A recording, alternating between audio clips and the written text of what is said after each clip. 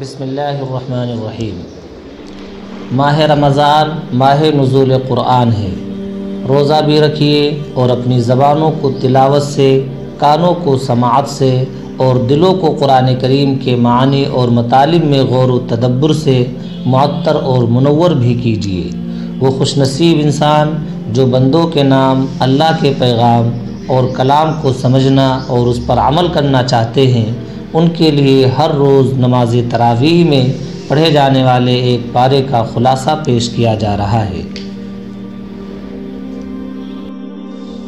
تیسرے پارے کے آغاز میں ان خصائص کا ذکر ہے جو بعض انبیاء علیہم السلام کو عطا کیے گئے۔ کسی کو سیادت و قیادت عطا ہوئی، کسی کو بلا واسطہ ہم کلامی کا شرف عطا کیا گیا، کسی کی تائید واضح معجزات سے کی گئی۔ یہ تمام انبیاء علیہم السلام علوم و مرتبہ کے باوجود فضل و شرف میں ایک جیسے نہ تھے، بلکہ بعض کو بعض پر فضیلت حاصل تھی۔ جیسے بعض انبیاء کو دوسرے بعض پر فضیلت حاصل ہے، اسی طرح ان کی امتوں کو ایک دوسرے پر فضیلت حاصل ہے۔ چونکہ بہت ساری خصوصیات اور امتیازات کی بنا پر ہمارے آقا حضرت محمد صلی اللہ علیہ وسلم کو تمام انبیاء پر فضیلت حاصل ہے، لہذا آپ صلی اللہ علیہ وسلم کی امت کو بھی دوسری تمام امتوں پر فضیلت حاصل ہے۔ انبیاء علیہم السلام کے فضائل اور فرق مراتب کو بیان کرتے ہوئے یہ صورت ہمارے سامنے اس آیت کو پیش کرتی ہے جو کتاب اللہ کی افضل ترین آیت ہے۔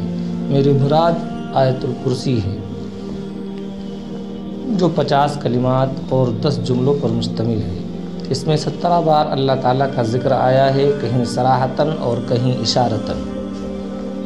تیسرے پارے میں حضرت ابراہیم اور حضرت عزیر علیہ السلام کے قصے بھی بیان کیے گئے ہیں۔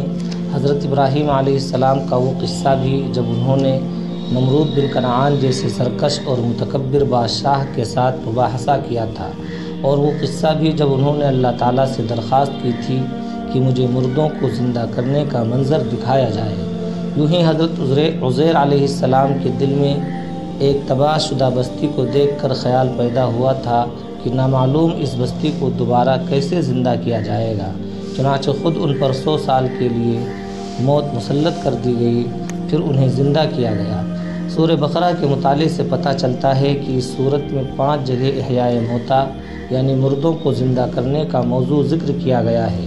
اس مقتول کے واقعے میں جو گائے کا گوشت جسم کے ساتھ لگنے کے بعد زندہ ہوا تھا، بنی اسرائیل کے اور معاندین کے قصے میں جنہوں نے روح اعتباری کا مطالبہ کیا تھا، اس قوم کے قصے میں جو تعاون سے بچنے کے لیے گھروں سے بھاگ کھڑی ہوئی تھی، حضرت عزیر علیہ السلام کے قصے میں اور حضرت ابراہیم علیہ السلام کے قصے میں۔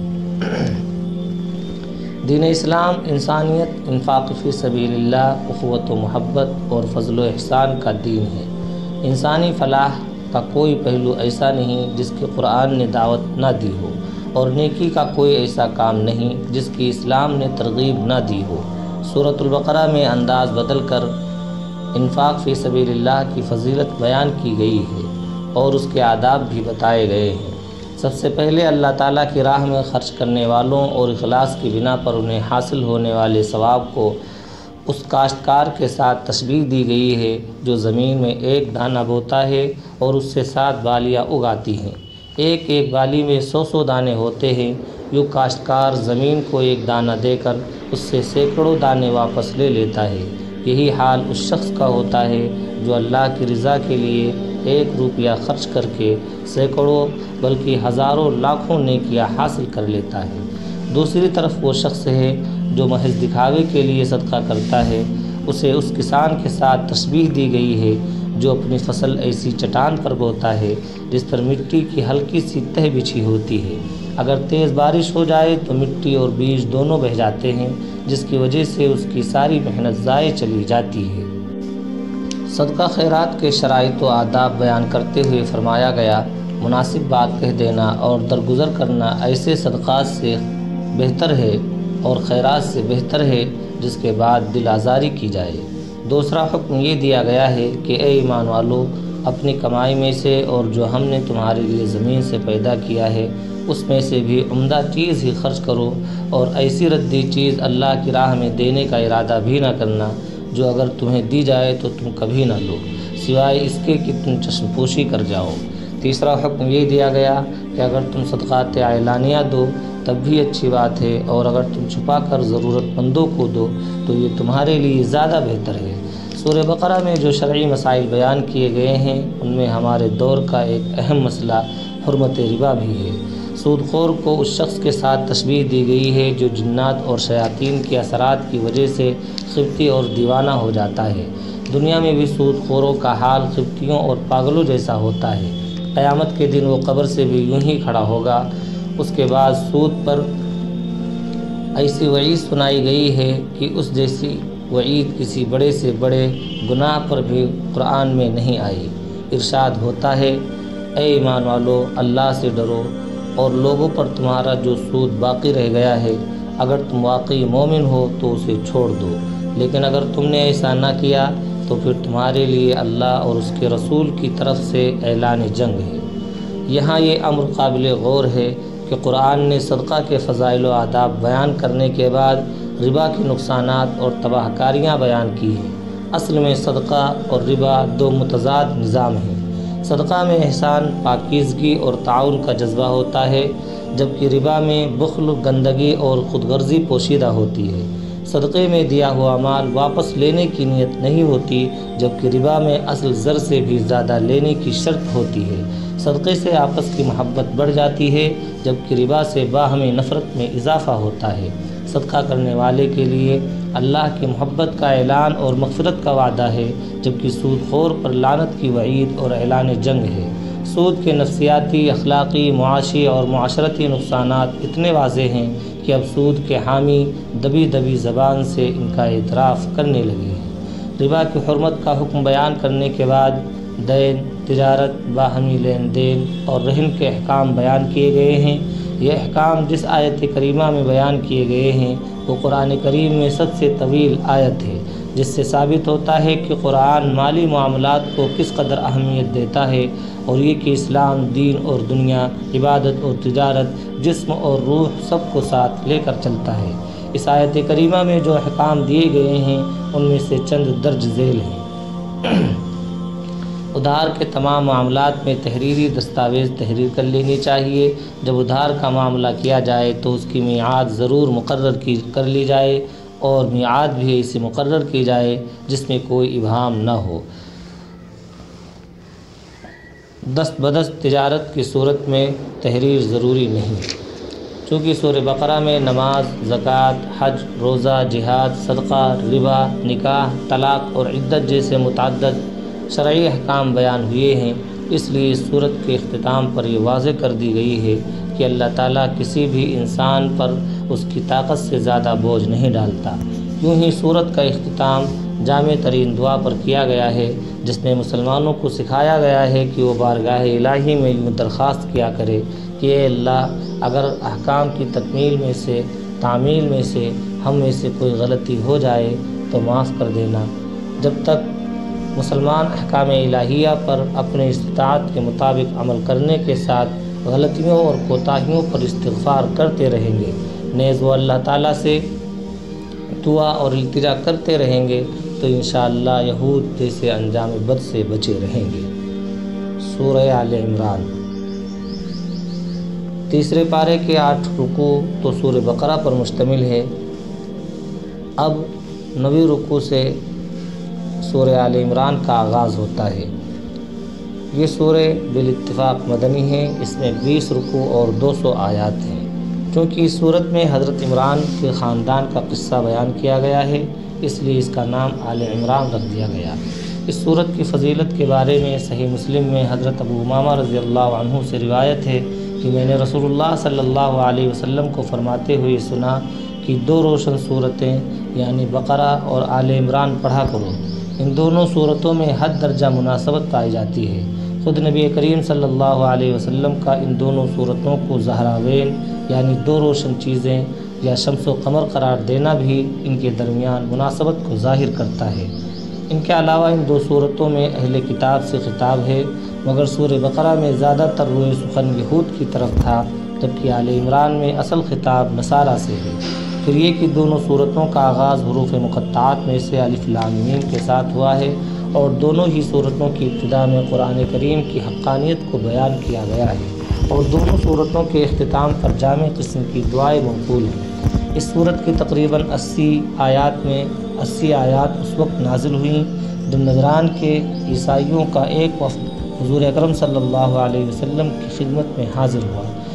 اس وفد میں نصارہ کے 60 افراد شامل تھے۔ وفد کے شرکاء نے حضرت عیسیٰ علیہ السلام کے بارے میں نبی کریم صلی اللہ علیہ وسلم کے ساتھ مباحثہ کیا اور انہیں معاذ اللہ کا بیٹا ثابت کرنے کی کوشش کی، اور اس سلسلے میں ان آیات سے استدلال کیا جن میں حضرت عیسیٰ کو کلمۃ اللہ یا روح اللہ قرار دیا گیا ہے۔ ان کے اس غلط استدلال کا جواب دیتے ہوئے فرمایا گیا کہ اللہ کے کلام میں 2 قسم کی آیتیں ہیں۔ بعض آیات وہ ہیں جو اپنی مراد پر دلالت کرنے میں بالکل واضح ہیں، ایسی آیات کو محکمات کہا جاتا ہے، اور قرآن کریم کا غالب حصہ محکمات پر ہی مشتمل ہے۔ اور دوسری قسم کی آیات وہ ہیں جن کی حقیقی اور یقینی مراد اللہ کے سوا کسی کو معلوم نہیں، یا جن میں کسی بھی وجہ سے اشتباہ پایا جاتا ہے۔ ایسی آیات کو متشابہات کہا جاتا ہے۔ جو حق کے متلاشی ہوتے ہیں وہ ہمیشہ محکمات کی پیروی کرتے ہیں، اور جن کے دل میں کجی اور دماغ میں فطور ہوتا ہے وہ متشابہات کی غلط سلط تعویل کرنے اور ان کی مراد تک پہنچنے کی کوشش میں لگے رہتے ہیں۔ کلمۃ اللہ اور روح اللہ جیسے الفاظ متشابہات کے قسم سے ہیں۔ ان متشابہات کی بنیاد پر شرکیہ عقائد کی عمارت کھڑی کرنا پانی پر نقش بنانے کے سوا کچھ نہیں۔ توحید اور ایمان کے دلائل بالکل واضح ہیں۔ ان کا انکار وہی شخص کر سکتا ہے جو بصیرت سے بالکل کورا ہو۔ اس کائنات کی ہر چیز، یہاں تک کہ خود باری تعالیٰ، اس کے پاک فرشتے اور نیک علماء توحید کی گواہی دیتے ہیں۔ جیسے اللہ توحید کی گواہی دیتا ہے، اسی طرح وہ اس بات کی بھی گواہی دیتا ہے کہ اس کے نزدیک پسندیدہ دین صرف اسلام ہے۔ یہود و نصارہ کا اس کی حقانیت کے بارے میں جھگڑا کرنا سوائے کفر و عناد کے سوا اور کچھ نہیں۔ اگلی آیات میں مسلسل اہل کتاب کی مذمت کی گئی ہے اور ان کے جرائم بیان کیے گئے ہیں۔ یہی ہیں جنہوں نے انبیاء کو قتل کیا، خوریزیں کی، اللہ کے نیک بندوں پر مظالم ڈھائے۔ مسلمانوں کو سمجھایا گیا ہے کہ وہ مومنوں کو چھوڑ کر کافروں کو دوست نہ بنائیں، کیونکہ اسلام اور کفر کے درمیان کوئی رشتہ ناتا نہیں ہے، اور کافر کبھی بھی مسلمان کے ساتھ مخلص نہیں ہو سکتا۔ اگلی آیات میں سورہ آل عمران 3 عبرت آموز قصے بیان کرتی ہے۔ یہ تینوں قصے خوارق عادت کے قبیل سے ہیں اور تینوں اللہ کی عظیم قدرت پر دلالت کرتے ہیں۔ پہلا قصہ حضرت مریم علیہ السلام کی ولادت کا ہے، جنہیں عیسائیوں نے اللہ تعالیٰ کی زوجہ اور ان کے بیٹے کو اللہ تعالیٰ کا بیٹا قرار دیا اور یوں بدترین گمراہی کا شکار ہو گئے۔ حضرت مریم علیہ السلام کے والد حضرت عمران اللہ کے نیک بندے تھے، اور آپ کی والدہ پاک باز خاتون میں سے تھیں۔ عرصے تک ان کے یہاں بچہ پیدا نہ ہوا۔ ایک دن پرندے کو دیکھا کہ وہ اپنے بچے کو دانہ کھلا رہا تھا، دیکھ کر دل مچل گیا، اولاد کی آرزو پیدا ہو گئی۔ اللہ کے حضور دامن پھیلا کر درخواست کی اور نظر مانی کہ اگر تو مجھے اولاد عطا فرما دے تو میں اسے بیت المقدس کی خدمت کے لیے وقف کر دوں گی۔ اللہ جل شانہ نے دعا قبول فرما لی، ان کے یہاں بیٹی پیدا ہو گئی۔ دستور یہ تھا کہ بیت المقدس کی خدمت کے لیے لڑکوں کو قبول کیا جاتا تھا، لڑکیوں کو قبول نہیں کیا جاتا تھا۔ ایک سانحہ یہ بھی پیش آ گیا کہ نومولود بچی کے والد انتقال فرما گئے۔ اللہ تعالیٰ نے سابق دستور کے خلاف زوج عمران کی نظر قبول فرما لی۔ وہ اپنے زمانے کے بہترین انسان حضرت زکریہ علیہ السلام کو بچے کی کفالت اور تربیت کے لیے منتخب فرمایا۔ حضرت زکریہ علیہ السلام نے بچی کی کرامتیں اور بے موسم کا پھل دیکھا تو ایک دن پوچھا، اے مریم، یہ رزق تمہارے پاس کہاں سے آتا ہے؟ جواب دیا کہ اللہ کے یہاں سے آتا ہے، بے شک اللہ جسے چاہتا ہے بے حساب رزق دیتا ہے۔ معصوم بچی کا ایمانی جواب سن کر حضرت زکریہ علیہ السلام کے دل میں بھی اولاد کی آرزو جاگ اٹھی۔ حالانکہ ان کی عمر 100 سال سے تجاوز کر چکی تھی اور بیوی بھی بوڑھی ہو چکی تھی۔ بانجھ تو تھی ہی، لیکن ظاہری اسباب کی مخالفت کے باوجود انتہائی عجز و انکساری کے ساتھ اپنے رب سے دعا کی کہ مجھے اپنے خصوصیات سے نیک اولاد عطا فرما۔ بے شک تو ہی دعاؤں کو قبول کرنے والا۔ اللہ نے دل شکستہ دلی سے کی گئی دعا قبول فرما لی اور ایسے بیٹے کی بشارت سنائی جو 4 صفات کا حامل ہوگا۔ وہ کلمۃ اللہ یعنی حضرت عیسیٰ علیہ السلام کی تصدیق کرے گا اور آپ پر ایمان لائے گا۔ وہ علم و تقویٰ اور زہد و عبادت میں سیادت کے مقام پر فائز ہوگا۔ وہ انتہائی عفیف ہوگا، قوت اور قدرت کے باوجود عورتوں کے قریب نہیں جائے گا، اور وہ انبیاء اور صلحاء کی جماعت کا ایک فرد ہوگا۔ تیسرا عبرت آموز قصہ حضرت عیسیٰ علیہ السلام کی ولادت کا ہے۔ اگر حضرت مریم اور حضرت یحییٰ علیہ السلام کا قصہ اس اعتبار سے عجیب و غریب اور قدرت الہیہ کا نمونہ تھا کہ ان کے والدین بڑھاپے کی دہلیز پر قدم رکھ چکے تھے، حضرت عیسیٰ علیہ السلام کا واقعہ عجیب ترین ہے، کیونکہ آپ کی ولادت والد کے بغیر سراسر معجزانہ طریقے پر ہوئی۔ جب فرشتوں نے حضرت مریم علیہ السلام کو بیٹے کی ولادت کی خبر دی تو انہوں نے بڑے تعجب سے کہا کہ میرے یہاں بچہ کیسے پیدا ہوگا، حالانکہ مجھے کسی انسان نے ہاتھ تک نہیں لگایا۔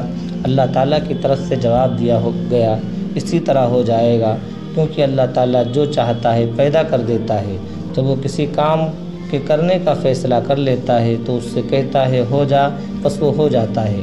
حضرت عیسیٰ علیہ السلام کو باری تعالیٰ نے مختلف معجزات عطا فرمائے، لیکن ان معجزات کو دیکھ لینے کے باوجود یہود کو ایمان قبول کرنے کی سعادت حاصل نہ ہوئی اور انہوں نے آپ کو قتل کرنے کا عزم کر لیا۔ دوسری طرف اللہ تعالیٰ نے آپ کو بچانے کی تدبیر کر لی، پھر سب نے دیکھ لیا کہ اللہ ہی کی تدبیر غالب رہی۔ ارشاد باری تعالیٰ ہے، انہوں نے بھی تدبیر کی اور اللہ نے بھی تدبیر کی، اور اللہ سب تدبیر کرنے والوں سے اچھا ہے۔ یہودیوں کا دعویٰ ہے کہ ہم نے حضرت عیسیٰ علیہ السلام کو معاذ اللہ سولی دے کر قتل کر دیا۔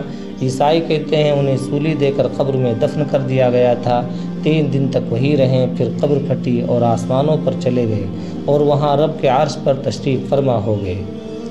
متحدہ ہندوستان میں ایک مدعی نبوت کی ابتدا کرنے والے فرقے کا دعویٰ ہے کہ آپ سولی پر زخمی ہو گئے تھے، آپ کو مردہ سمجھ کر قبر میں دفن کر دیا گیا، شاگردوں نے آپ کا علاج کیا جس سے آپ تندرست ہو گئے، پھر آپ ہجرت کر کے کشمیر چلے گئے، وہیں آپ کا انتقال ہوا۔ ان تمام دعاوی کے برعکس قرآن کا دعویٰ اور اہل سنت والجماعت کا متفقہ عقیدہ یہ ہے کہ آپ کو زندہ آسمان پر اٹھا لیا گیا تھا۔ آپ قیامت کے قریب آسمان سے اتریں گے اور پھر اپنی پوری زندگی پوری فرما کر طبعی موت مریں گے۔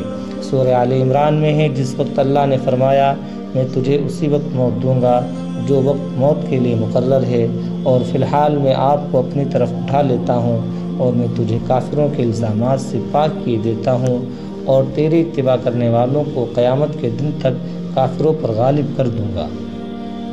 نجران کے وہ عیسائی جو حضور اکرم صلی اللہ علیہ وسلم کے ساتھ بحث و مناظرہ کے لیے مدینہ منورہ آئے تھے، جب وہ تمام دلائل سننے کے باوجود حق کا اعتراف کرنے پر تیار نہ ہوئے تو اللہ کے حکم سے آپ نے انہیں مباہلے کی دعوت دی، یعنی یہ کہ تم اپنے اہل و عیال کو لے کر آؤ، میں اپنے اہل و عیال کو لے کر آتا ہوں، پھر ہم مل کر خشوع و خضوع کے ساتھ اللہ تعالیٰ سے دعا کرتے ہیں کہ ہم میں سے جو جھوٹا ہے اس پر اللہ کی لعنت ہو۔ عیسائیوں کا یہ وفد جو 60 افراد پر مشتمل تھا اور اس میں ان کے 14 انتہائی سربراہ مذہبی رہنما بھی شامل تھے، ان میں سے کوئی بھی مباہلہ کے لیے تیار نہ ہوا، بلکہ آپ صلی اللہ علیہ وسلم کو جزیہ دینے پر راضی ہو گئے۔ یہ واقعہ بیان کرنے کے بعد سورہ آل عمران تمام اہل کتاب کو، خواہ وہ یہودیوں یا نصارہ، ایک ایسے کلمے پر متفق ہو جانے کی دعوت دیتی ہے جس کی تلقین تمام انبیاء نے کی ہے اور جس کی تعلیم چاروں کتابوں سمیت تمام آسمانی کتابوں اور صحیفوں میں دی گئی ہے۔ وہ یہ ہے کلمہ توحید لا الہ الا اللہ، یعنی ہم اللہ کے سوا کسی کی عبادت نہ کریں۔ یہود و نصارہ کی بدعملیوں، بددیانتیوں اور ان کے جھوٹ و افطرا کو بیان کرنے کے بعد سورہ آل عمران بتاتی ہے کہ اللہ تعالیٰ نے تمام انبیاء سے یہ عہد لیا تھا کہ اگر ان کی موجودگی میں خاتم الانبیاء حضرت محمد صلی اللہ علیہ وسلم تشریف لے آئے تو تم سب آپ پر ایمان لاؤ گے، اور اگر تمہاری موجودگی میں وہ نہ آئے تو پھر تمہارے امتی اور متبعین ان پر ایمان لانے کے پابند ہوں۔ انبیاء سے عہد حقیقت میں ان کی امتوں سے عہد تھا، مگر افسوس کہ ان انبیاء کی امتوں نے اس عہد کی پاسداری نہ کی اور تصدیق اور مدد کی بجائے وہ تکذیب اور مخالفت پر تل گئے۔ یہ آیت کریمہ ہمارے آقا صلی اللہ علیہ وسلم کو سید الانبیاء ثابت کرتی ہے۔ تیسرے پارے کے اختتام پر اس بات کی وضاحت کر دی گئی کہ ایمان اور کفر دو ایسی ضدیں ہیں جو جمع نہیں ہو سکتی، اسی لیے ان لوگوں کی سخت مذمت کی گئی ہے جو ایمان سے مرتد ہو جاتے ہیں، ضلالت کو ہدایت پر ترجیح دیتے ہیں اور جن کا حالت کفر میں انتقال ہو جاتا ہے۔